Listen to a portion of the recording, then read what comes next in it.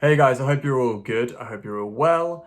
Just doing a quick video because I wanted to try out my new lighting equipment. You might see that I've got a bit of a shine to me at the moment. I went on a bit of a shopping spree, bought some lighting like a ring light, and I also bought this on Kill Luna Loser recommendation. It is for shaving my beautiful head, and it does a pretty good job. I haven't used it today, so I've actually grown back a little bit of hair, but this gets it down smoother than I ever thought possible.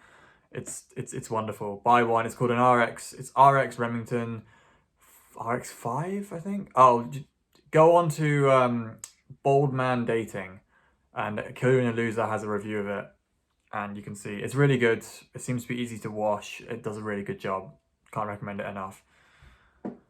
Right, today's video is about experience, and it came from a chat with a mate of mine who he's been around the block a little bit with dating. He knows roughly what he's doing, but he had a question for me with regards to what you do when someone stops responding to you.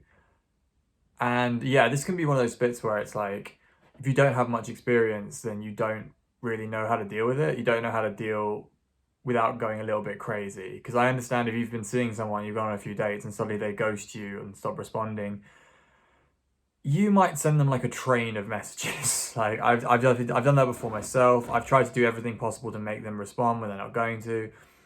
It's it's a hiding to nothing in most of the time. So I gave him the obvious advice, which is after like one or two, after two messages, just don't respond in the message again. Just assume they've gone until they respond to you. Don't play into the game of sending them like 7 messages or anything like that. You send one message, which is like, hey, what you up to? Do you want to hang out? If they don't respond, you send a second message and then you leave it and you don't send any more. That's my typical rule on that. It's a hard rule. Just follow it. Don't question.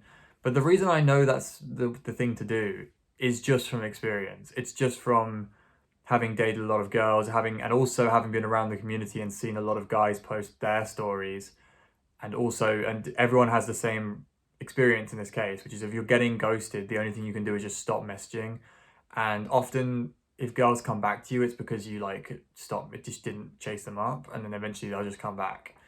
It doesn't mean you shouldn't chase up at all, but typically you shouldn't send them like loads of messages without getting a response back.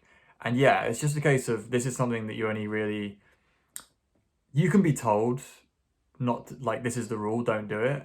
But until you've had the experience or you've seen a lot of other guys make the same mistake, it doesn't really get like hammered into your head that that's the thing to do. Oh God, I made myself shaky.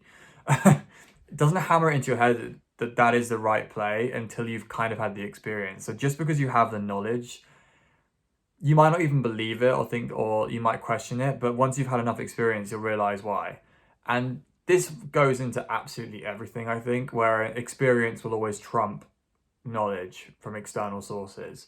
Like your own personal experience will always trump me telling you the fucking answer.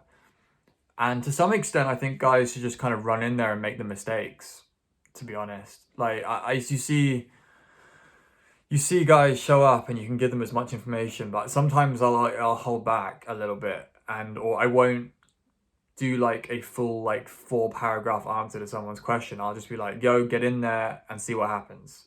Because that's so much more valuable for them to go in and make their own mistakes, and then you kind of tell them afterwards like what you would have done, but you let them go in there and make their mistakes first.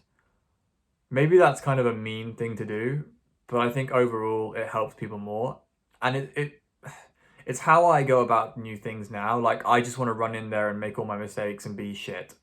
And then after that initial period of being shit, I will eventually learn some things, and I will kind of go in unprepared on purpose so that I know where the pitfalls are by learning about them.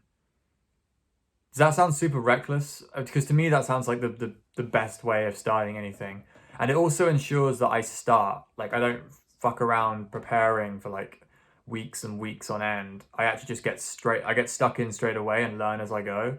And that's a way better method of starting new endeavors and new things, especially in self-improvement. Just get started, make a ton of mistakes, and get the experience. You should always be chasing experience and taking action. All right, guys, peace out.